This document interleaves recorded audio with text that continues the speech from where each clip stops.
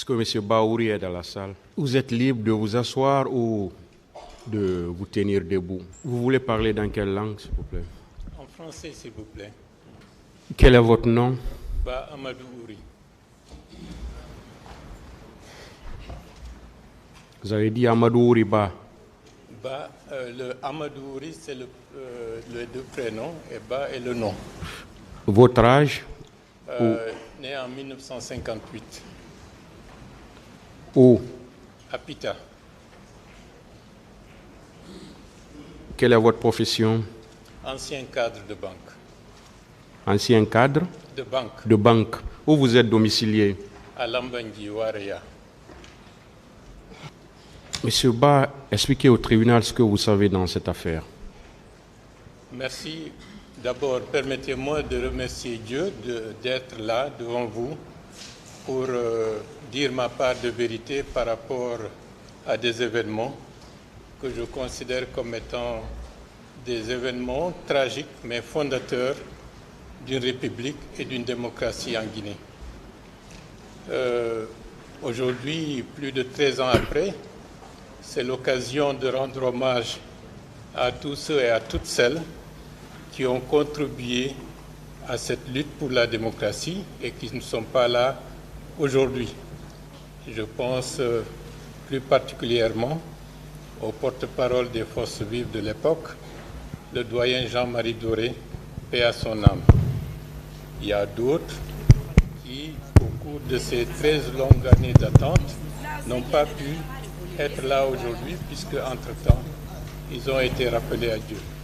Donc à tout ce monde, c'est l'occasion de leur rendre hommage et également de dire que ce qui se passe aujourd'hui est un événement, c'est quelque chose d'historique pour la Guinée. Depuis très longtemps, on a attendu qu'il y ait un jugement des tragédies qui ont jalonné notre histoire. La tragédie du 28 septembre 2009 est une parmi tant d'autres, mais comme il faut commencer quelque part, le jugement du 28 septembre 2009, c'est quelque chose qui peut permettre à tous ceux et à toutes celles qui, pendant de longues années, ont enduré des souffrances dans la solitude et qui n'ont pas pu, disons, avoir la justice de leur côté, de pouvoir espérer qu'aujourd'hui, c'est un nouveau départ pour notre pays et pour notre démocratie. Les autorités qui ont permis cela, on leur rend hommage, puisque c'est une décision courageuse et historique, et c'est quelque chose d'extraordinaire, puisque c'est un événement qui fait partie des rares événements juridiques qui peuvent être considérés comme une fierté de l'ensemble du continent africain. Donc, ceci dit, bon, je vais commencer proprement les explications sur ce que j'ai été dans le cadre du processus de l'organisation de la manifestation et rappeler une partie de notre histoire de l'époque de l'arrivée du CNDD au pouvoir et jusqu'aux événements de la journée fatidique du 28 septembre. Comme vous le savez, j'ai été ministre de la Réconciliation nationale, de la solidarité et des relations avec les institutions dans le dernier gouvernement du général Lansana Conté. C'était l'un des rares gouvernements dans l'histoire de notre pays où des partis de l'opposition étaient représentés en tant que tels. Et à ce titre, je représentais mon parti de l'époque, l'UFDG, comme ministre de la Réconciliation nationale. Les événements qui ont amené et qu'on peut considérer comme étant des événements précurseurs, nous savions d'ores et déjà, avant la disparition du général Lansana Conté, que la situation était délétère et qu'il fallait accélérer le processus, disons, de mettre en force de nouvelles institutions avant la période fatidique. Donc, l'entrée dans le gouvernement, disons, de large ouverture, où M.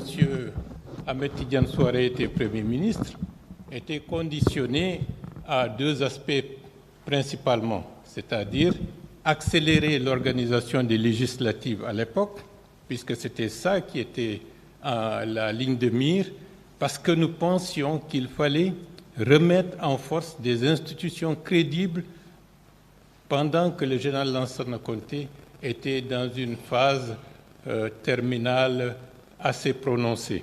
Malheureusement, avec les lenteurs, les calculs, nous n'avons pas pu le faire, et c'est dans ces conditions que le général a attiré sa révérence et immédiatement, comme il fallait s'y attendre, une junte militaire, le CNDD a pris le pouvoir. Dans un premier temps, c'était l'enthousiasme, une attente d'espérer que les choses allaient être dans le bon sens. Je rappelle, notre inquiétude à l'époque, c'était de voir le général disparaître et qu'il y ait des règlements de compte, puisqu'il y avait un lourd passif qui était là. Je ne rentrerai pas dans les détails, mais notre action au gouvernement, c'était de faire en sorte que toutes les bombes politiques et sociales qui planaient au-dessus de la tête de la Guinée soient désamorcées avant la disparition du général. Je remercie mes collègues et le Premier ministre de l'époque de m'avoir accompagné parce que nous avons réussi, après la disparition du général, à avoir, d'une manière ou d'une autre, une transmission du pouvoir sans effusion de sang. Et ça, c'est quelque chose de très important qu'il faut souligner aujourd'hui. Quelques jours après et quelques semaines après la prise du pouvoir par le CNDD, les forces politiques se sont retrouvées de manière plus ou moins informelle au niveau de la bourse du travail. Ça, c'était au mois de février, si ma mémoire est bonne. Au cours de cette réunion, il y avait des syndicalistes, les représentants des syndicats. Il y avait, personnellement, je représentais l'UFDG et le professeur Alpha Condé représentait le RPG. Et avec d'autres responsables, il a été décidé de créer les forces vives nationales. Parce que l'idée de la création des forces vives nationales, c'était d'éviter que dans le nouveau contexte, que les forces politiques et sociales se retrouvent dans un contexte qui peut rappeler les mésaventures et les dysfonctionnements que nous avions constatés lors des tragiques événements du 22 janvier 2007 avec les forces sociales qui étaient motrices des changements de l'époque qui, par la suite, n'ont pas donné les résultats escomptés. Donc, la création des forces vives, de la manière la plus pratique, était de faire en sorte de rassembler toutes les forces désireuses d'être ensemble pour être les interlocuteurs privilégiés du processus de changement que le CNDD allait mettre en place. Permettez-moi de rentrer un peu dans les détails pour dire un certain nombre de choses qui permettraient de comprendre la suite. À cette réunion, il a été décidé de mettre en place une organisation qui soit la plus flexible possible pour ne pas créer des querelles de leadership. Et nous avons décidé de mettre en place un porte-parole et son adjoint, en plus de 2 ou 3 commissions, et le reste du processus devrait être régi uniquement dans le cadre des délibérations au sein d'une assemblée générale où toutes les parties prenantes devaient se prononcer. Seule l'assemblée générale avait la possibilité d'invalider ou de changer une décision qui a été prise par le passé. Donc, à ce moment-là, nous avions proposé, personnellement, j'ai proposé Hadji Rabi comme porte-parole et le doyen Jean-Marie Doré comme second.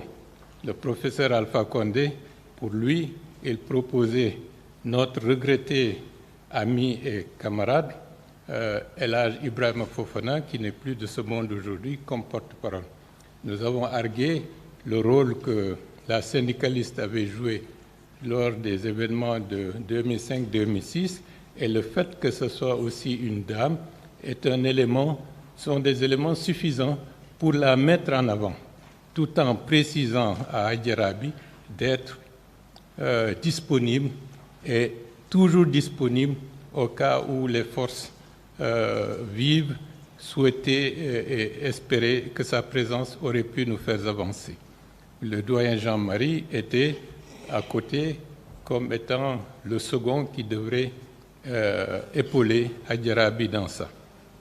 Moi, je suis devenu le président de la commission politique des forces vives et c'est comme ça que les choses ont évolué. Donc, jusqu'au mois d'avril, les relations étaient relativement, j'allais dire, pas enthousiastes, mais les relations étaient bonnes entre les forces vives nationales et le CNDD. Les choses ont commencé à disons, l'ombre a commencé à planer au-dessus des têtes de tout le monde. C'est lorsque le président d'Addis, à Kaloum, a exprimé de manière qui ne mérite pas d'être explicitée dans cette introduction préalable. Donc c'est comme ça que progressivement, malgré tout, nous sommes avancés au mois de juillet, mois d'août, dans une situation où il semblerait que la candidature est irréversible. Mais ce qui a mis la goutte d'eau pour faire déborder le vase, le président Abdoulaye Wade a été invité à Conakry par le CNDD. Il est venu et le CNDD a rassemblé une foule à l'esplanade du Palais du Peuple pour montrer, disons, sa popularité ou l'assentiment populaire pour soutenir les thèses qu'ils avançaient.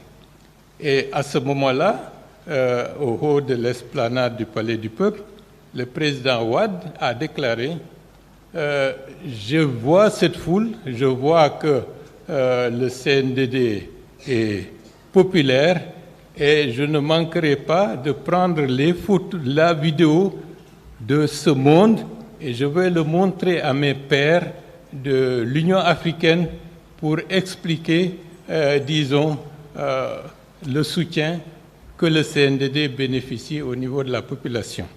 Et ça, c'était pour nous, Forces vives et tous les démocrates, quelque chose qui était, en d'autres termes, c'était une alerte maximale. Nous ne pouvions pas rester à partir de ce moment-là sans rien faire. C'est à partir de ce jour-là que l'idée de dire si c'est cette foule qui a été rassemblée par le CNDD au niveau de l'esplanade du Palais du Peuple qui peut légitimer une candidature du capitaine Moussa Dadis Camara ou du candidat du CNDD, il nous faut montrer que la réelle légitimité est du côté de la population guinéenne qui, dans sa très grande majorité, ne voulait pas, disons, d'une dictature à caractère militaire, mais voulait la démocratie. Ça, c'était au moment, à cette période-là. Quelques jours après, une campagne de terreur s'est installée, commençait à s'installer au niveau des esprits, et nous nous sommes dit, en laissant cela continuer, la peur risque de gagner tout le monde et on risque de ne rien pouvoir faire pour empêcher que la Guinée aille encore une fois dans une direction qui risquerait de l'impacter négativement pour des années et des années. Donc, ça, c'est l'élément essentiel. Il y a un événement qui n'est pas du tout lié directement, mais le président de l'UFDG a été bloqué par une ou deux fois à l'aéroport de Conakry puisqu'il ne pouvait pas revenir.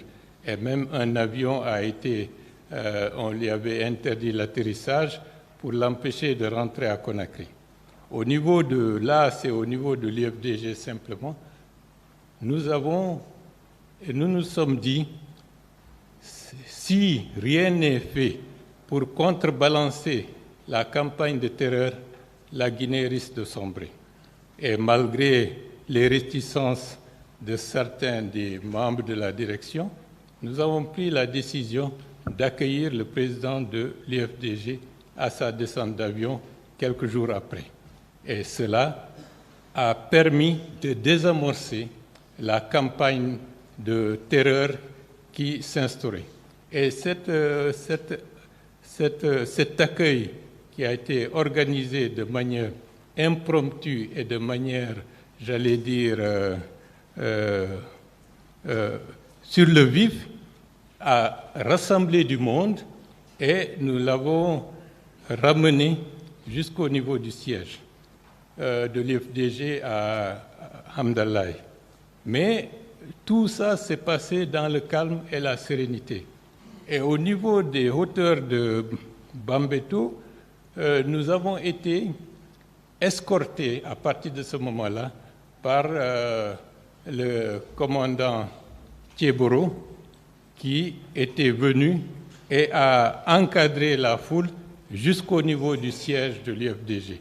Donc, cela était un test pour savoir si oui ou non, est-ce que la société guinéenne était mûre pour pouvoir exprimer ses attentes ou bien c'était la léthargie totale. Donc ça, c'est un événement test qui a permis dans nos têtes de se dire qu'on est en capacité de rassembler du monde le jour où on décidera de répondre au CNDD lorsqu'il a rassemblé du monde au niveau du Palais du Peuple. Bien, la période de carême a été une période qui a permis de garder une certaine sérénité et de préparer le lundi 28 septembre 2009.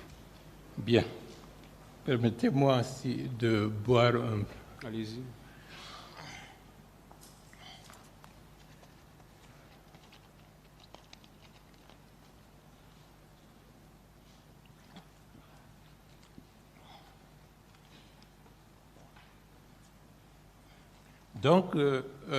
Donc les conditions politiques, les conditions de la mobilisation étaient plus ou moins réunies et nous avons préparé l'organisation de la manifestation de manière relativement sereine.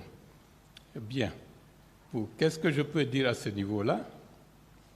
Je saute les péripéties qui ont amené jusqu'à la préparation.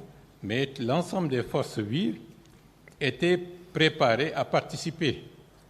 Bon, à la dernière minute, il faut dire que certains se sont désistés. Les organisations syndicales et certaines organisations de la société civile qui devaient payer leur quote-part pour l'organisation de la manifestation ne se sont pas montrés à la dernière minute.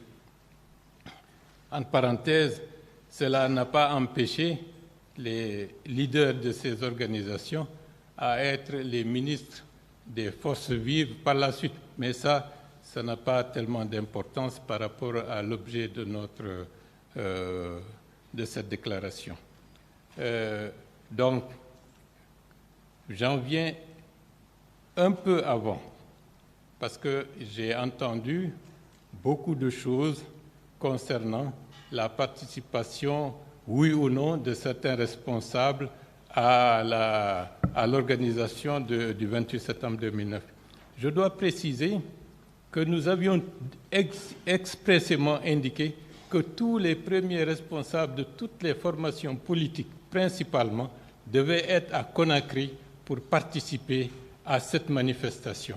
Et c'était extrêmement important puisque nous avions eu en 1992 un effet contraire qui avait fait qu'au moment où il fallait lutter pour l'émergence de la conférence Nations souveraines, à la dernière minute, certains responsables s'étaient éparpillés un peu partout dans le pays et ce qui était prévu n'a pas pu se faire.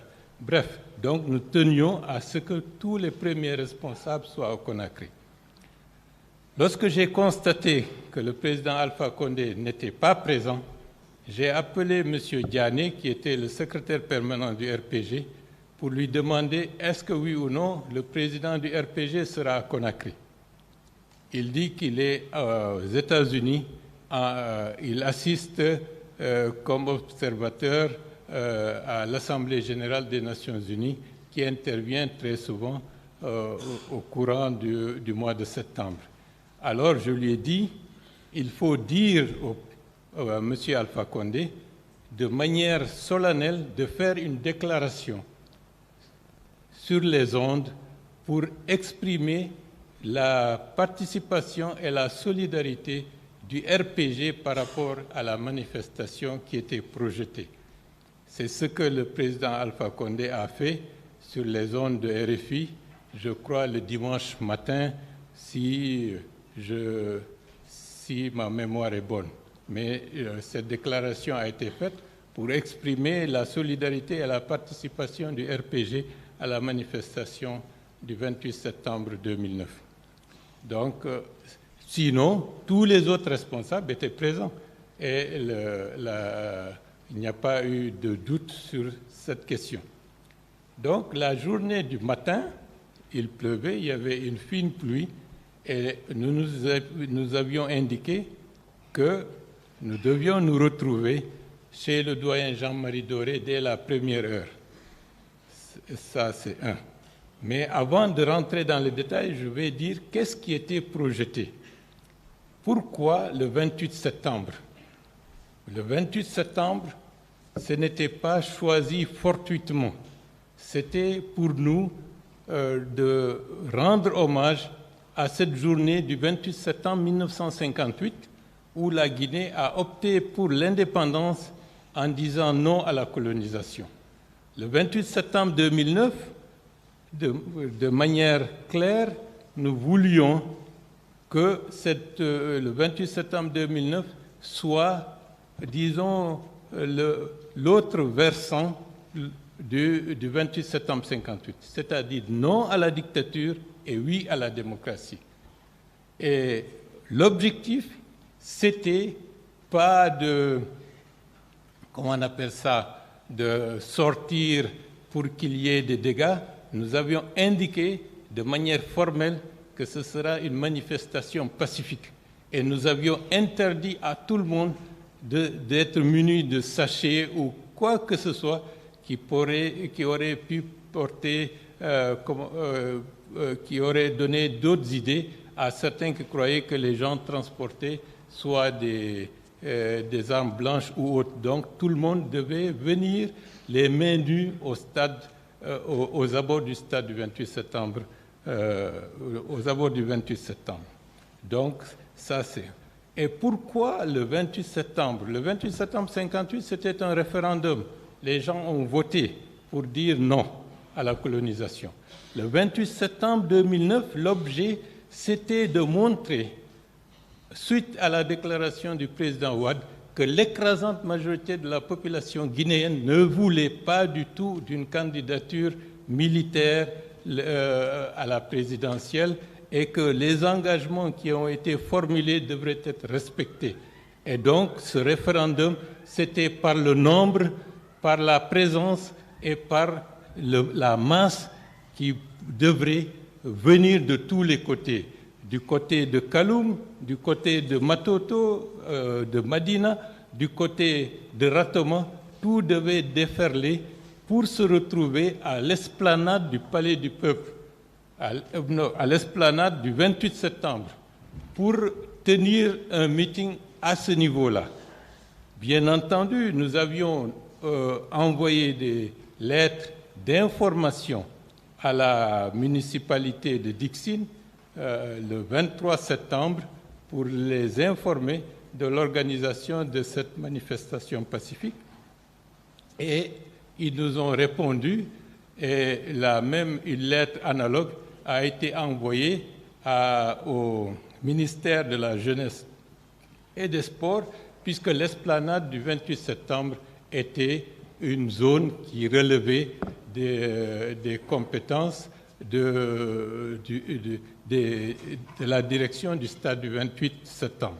Donc, l'objet, c'était de se retrouver au niveau de l'esplanade et 2 camions qui transportaient des conteneurs étaient mobilisés pour ce jour-là être prédisposés à ce niveau-là avec des haut-parleurs pour que le meeting de sensibilisation puisse se faire.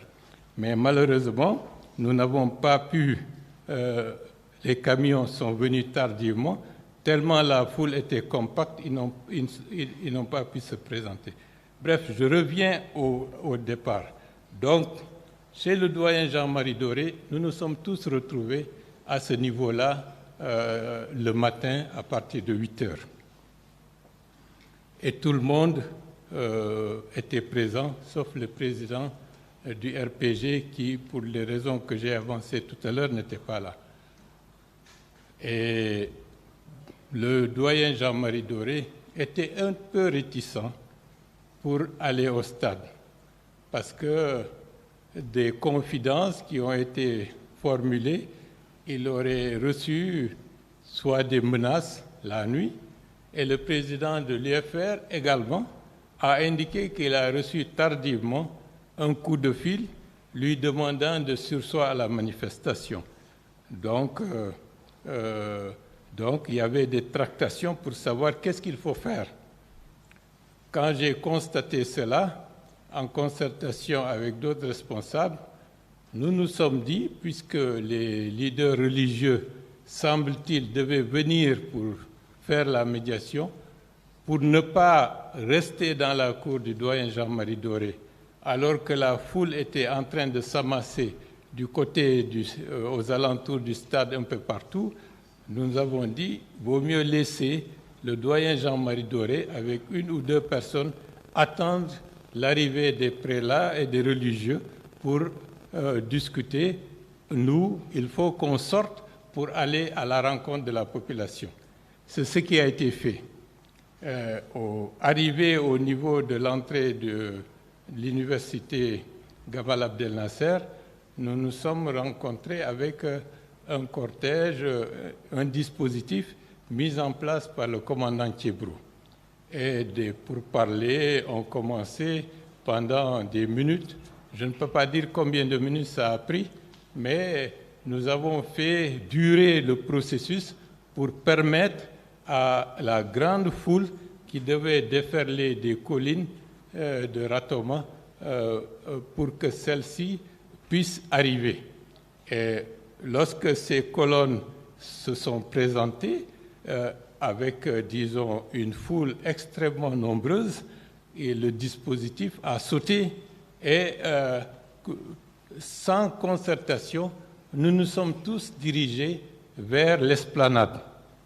Bon, il y avait des jets de pierre, bien entendu, mais arrivé au niveau de l'esplanade, personnellement, j'étais surpris que nous avons été happés par une foule qui nous a portés sur leur dos et nous a fait rentrer à l'intérieur du stade. Intérieurement, pour moi, ce n'était pas ça qui était prévu, parce que le stade n'était pas en principe ouvert. Donc, j'avais conscience qu'être enfermé dans une souricière avec tout ce monde-là présentait des dangers. Mais bref, il n'était pas possible de faire marche arrière, et donc on a été happés et on nous a fait rentrer dans le stade. Beaucoup de gens croyaient que l'objectif c'était d'entrer dans le stade, parce que le fait d'entrer dans le stade, c'était considéré comme si on a gagné la bataille. Et bon, c'est la raison pour laquelle certains jeunes, lorsqu'ils sont arrivés à l'intérieur, se sont mis à prier sur la pelouse. Les autres responsables nous sommes montés sur les gradins, et quelques temps après, Il y a eu des tentatives de tenir des discours, mais ce n'était tellement inaudible puisqu'il y avait tellement de monde, tellement de bruit. C'est quelque temps après, il y a eu des détonations de grenades lacrymogènes qui sont jetées, et je ne peux pas dire de manière précise qu'est-ce qui a précédé, parce que les souvenirs se sont estompés après le temps, et les conditions dans lesquelles nous étions à ce moment-là ne permettaient pas d'avoir un film exact de la manière dont les choses se sont passées. Mais je dois dire que lorsque j'étais au niveau des gradins, au moment où les autres étaient en train de parler, j'ai remarqué que deux jeunes, contrairement à ce que nous avions indiqué, avaient comme un masque de fer. Ça m'a étonné. Et un autre qui était avec lui avait autre chose qui semblait bizarre dans le cadre de ce que nous avions indiqué comme dispositif à prendre. Et donc, mais je n'ai pas accordé tellement d'importance. Peut-être je me suis dit c'est une question d'habitude.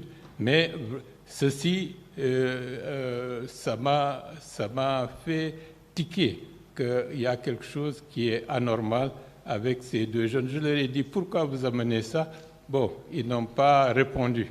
Mais bref, donc c'est dans ce processus que les détonations, les grenades lacrymogènes et des coups de feu qu'on a entendus, et on a vu comme des petits moineaux, la plupart des gens qui étaient au niveau de la pelouse, chacun cherchant à fuir pour quelque chose dont personnellement je n'avais pas pris conscience de ce qui se passait.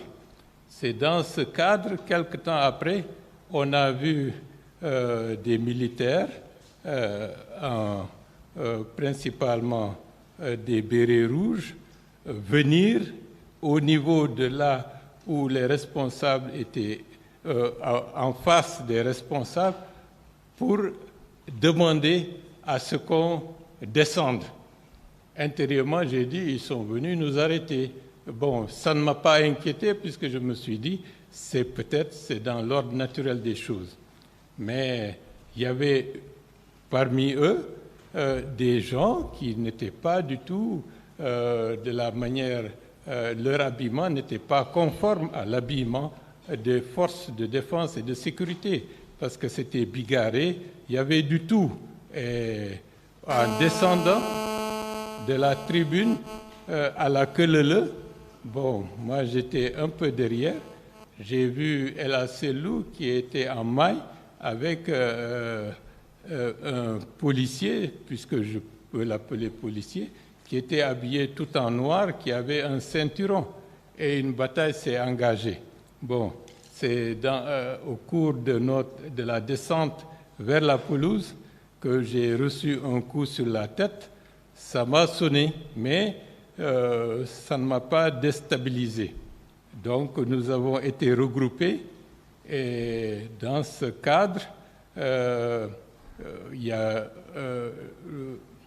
un fusil était tombé, un militant de l'IFDG l'a pris, je lui ai intimé l'ordre de le déposer parce que c'était dangereux qu'on le voie avec le fusil, et ça aurait pu être un prétexte pour nous canarder, tout simplement parce que quelqu'un a pris un fusil qui était par terre. Heureusement, il a obtempéré, et je pensais que cela n'était pas su, mais j'ai été surpris que mercredi dernier, que Fatoumata Bari ait relaté cette histoire. Donc, celui qui est venu, parce qu'on ne pouvait pas distinguer, est-ce qu'ils sont ensemble, est-ce qu'ils ne sont pas ensemble, mais celui qui a exprimé de manière formelle, descendait, là, c'était le commandant Toumba Diakité.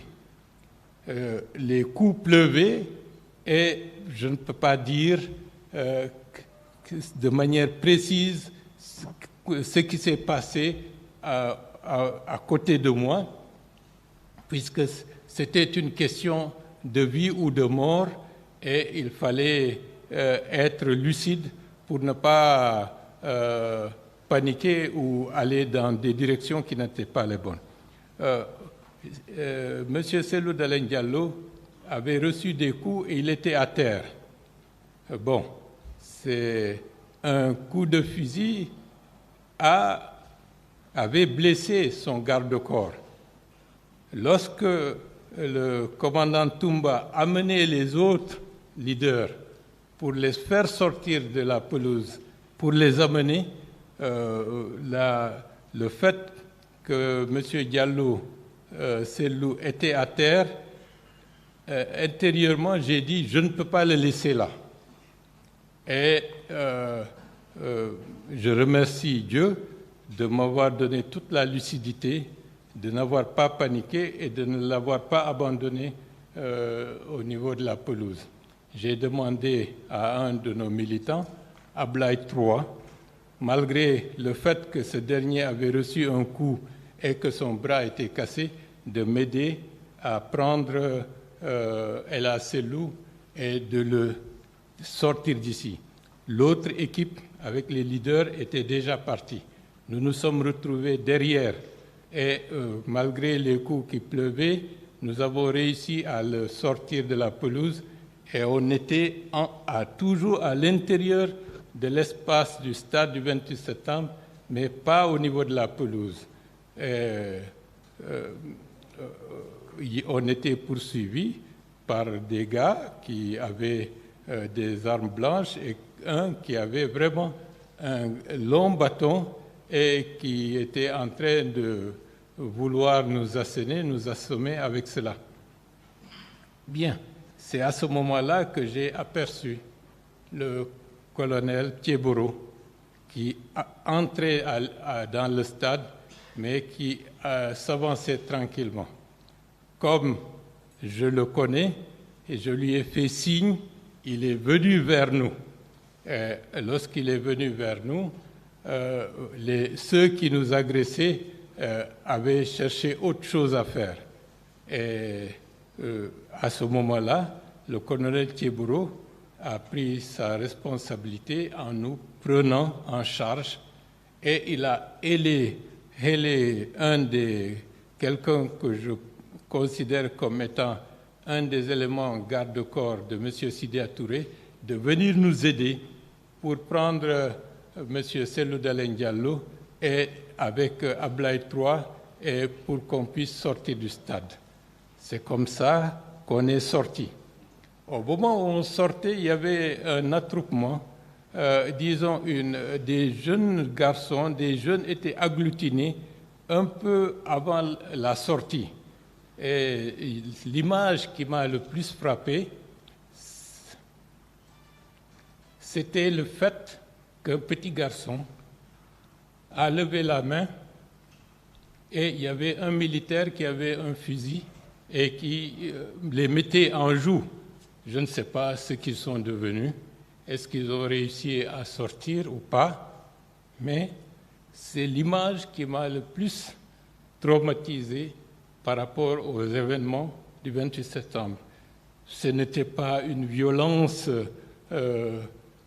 avérée, ouverte, mais un petit garçon levant la main, ça, à chaque fois que j'y pense, je suis fortement ému.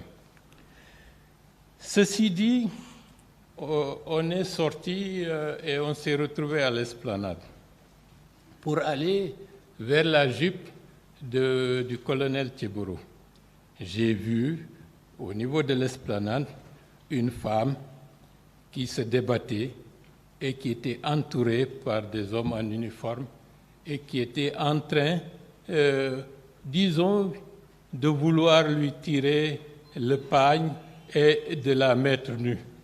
Et ça, je suis formel là-dessus, c'était comme si c'était un petit animal qui était au milieu et des garnements se mettaient à jouer avec elle en essayant de de la maître du. Nous sommes montés dans la Jeep et le colonel s'est dirigé vers Kaloum. Lorsqu'on a dépassé l'entrée de l'université, nous avons rencontré un cortège, disons, toute la hiérarchie policière du directeur général et d'autres. Ils se sont arrêtés et le colonel s'est arrêté et ils sont venus nous entourer pour s'enquérir de la situation. Ils ont vu ceux qui étaient au niveau de la Jeep et pour ne pas altérer et dire des choses que, avec le temps, qui se sont estompées, ils se sont, quelque temps après, et nous avons continué, et eux, ils ont continué vers le stade. La rue était, il n'y avait personne, c'était vide, et nous sommes arrivés à la clinique Ambroise Paré. On nous a fait descendre, surtout c'est El Selou qui était évanoui, moi, Ablaye III et le garde-corps de M. Sidia Touré, nous étions lucides. Nous sommes rentrés à l'intérieur de la clinique, les médecins commençaient à s'affairer. C'est entre-temps que monsieur, un militaire ou quelqu'un qui avait un t-shirt noir et un pantalon bien baraqué avec une arme, accompagné d'un autre qui était un peu plus, j'allais dire, potelé, qui avait un ceinturon de balles avec des grenades qui perlaient au niveau de ces ceinturons. Ils ont dit, si on ne nous fait pas sortir, ils vont jeter une grenade à l'intérieur de la clinique. Ça a créé la panique et on était obligés, et les médecins étaient obligés de nous aider pour reprendre El Selou qui était encore évanoui pour nous mettre dans la Jeep. Mais ce qui m'a le plus à ce moment-là frappé, je me suis rendu compte que le colonel Tchebro n'avait aucune autorité sur eux. Je m'étais dit, comment se fait-il que lui, qui est colonel, et que d'autres viennent et lui donnent des instructions sans qu'il ne puisse réagir? Et dans ma tête, c'était quelque chose qui n'était pas du tout normal. Mais bref, le colonel Tchebro nous a repris dans sa Jeep et nous nous sommes dirigés vers la ville. Arrivé à un carrefour, je crois, juste au niveau de la Banque centrale, et c'est comme s'il hésitait, et par la suite, il a bifurqué directement vers le camp Samori Touré. C'est au niveau du camp Samori Touré, on nous a amenés au niveau du dispensaire, et médecin militaire nous a pris en charge, et c'était Dr Bangoura, qui, je crois, d'après, il semblerait, c'était le frère de l'ancien colonel Panival, qui nous a pris en charge, qui nous a soignés. À ce niveau-là, on était restés à 3. Moi, El Selou et Ablaye III. Comme j'avais des blessures au niveau de la tête, et Ablaye III avait son bras qui était cassé, mais à ce moment-là, c'est comme s'il n'avait pas pris conscience que son bras était cassé. Bon, moi et lui, nous nous sommes retrouvés au niveau de la véranda. Après, je lui ai dit, puisqu'on n'a pas l'air d'être surveillé, j'ai dit à Ablaye III, il faut partir, essaye de partir. Nous allons rester. C'est comme ça qu'Ablaye III est parti. Nous, El Selou et moi, nous sommes restés. Mais quelque chose m'a interloqué. À un moment donné, j'ai vu un grand camion qui avait un camion militaire qui est rentré dans le couloir. Ça m'a intrigué, mais je ne pouvais pas savoir qu'est-ce qu'il y avait à l'intérieur. Mais bref, je signale ça au passage. Et Dans l'après-midi, on nous a demandé de quitter l'infirmerie du camp Samori Touré et on nous a amenés à la clinique Pasteur. C'est là-bas où on a su que tous les autres responsables des forces vives étaient déjà hospitalisés. Donc, à ce niveau-là, nous sommes restés, les soins, et nous avons pris contact avec les autres pour savoir qu'est-ce qu'il y avait. Parce que depuis la sortie du stade, nous ne savions pas qu'est-ce qu'il allait advenir de nous. Mais c'est à ce niveau-là que nous avons commencé à reprendre un peu d'espoir. Et pendant 2 ou 3 jours, on est resté là-bas jusqu'à ce que, disons, des circonstances fassent que, personnellement, je suis sorti et je suis resté en Guinée et que d'autres, dès leur sortie, ont pu être évacués du pays pour aller à l'étranger. Voilà, peut-être il y a des aspects qui mériteraient d'être explicités, mais comme c'est une introduction générale, voilà ce qui s'est passé à mon niveau lors de la journée du 28 septembre 2009. Je rappelle au tribunal que je suis parmi ceux qui ont été convoqués le 3 décembre 2009 par la commission d'enquête du CNDD au niveau du Palais du Peuple. C'était le matin, j'ai eu à témoigner et à répondre aux questions de la commission pendant pratiquement 3 heures. J'étais accompagné par tous les autres responsables qui étaient présents à Conakry, des forces vives. Et après mon passage, d'après ce que j'ai su par la suite, c'est le colonel Tchebro qui devrait être auditionné.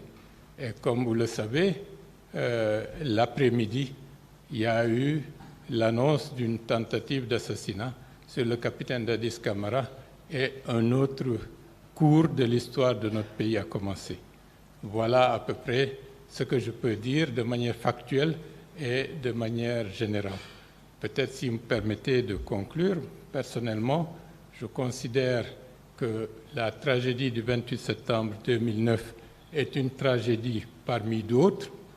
Les présumés, les accusés qui sont ici, c'est le fait, disons, du hasard de l'histoire, parce qu'il y a eu d'autres tragédies beaucoup plus massives que la Guinée a enregistrées, mais comme il faut toujours commencer par un point de départ, le jugement de la tragédie du 28 septembre 2009 est un départ.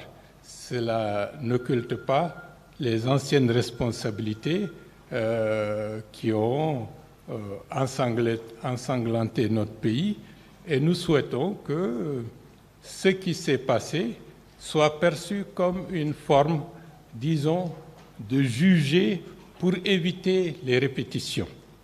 Parce que le fait que durant les 13 années, il n'y a jamais eu le jugement du 28 septembre 2009, d'autres tragédies ont été enregistrées en Guinée. Les tragédies de Womé, de Galapaï, de Zogota, les tragédies autour de l'Axe, tout cela aurait pu être évité si les autorités, après la transition de 2009-2010, avaient pris leurs responsabilités expresses pour sanctionner de manière définitive et durable ces genres d'exactions sur les populations civiles.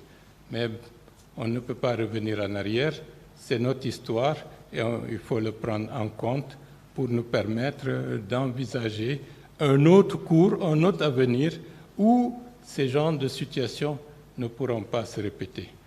Bon, les accusés qui sont à la barre, d'autres ont fait pire, mais ils ne sont pas à la barre, mais il faut que ceux qui sont à la barre sachent qu'il faut qu'ils apportent leur contribution pour que la Guinée sorte de cette longue péripétie, de cette longue répétition de tuerie, répression, qui a fait qu'on ne peut pas compter aujourd'hui le nombre de victimes que nous avons enregistrées depuis très longtemps dans notre pays. Je vous remercie.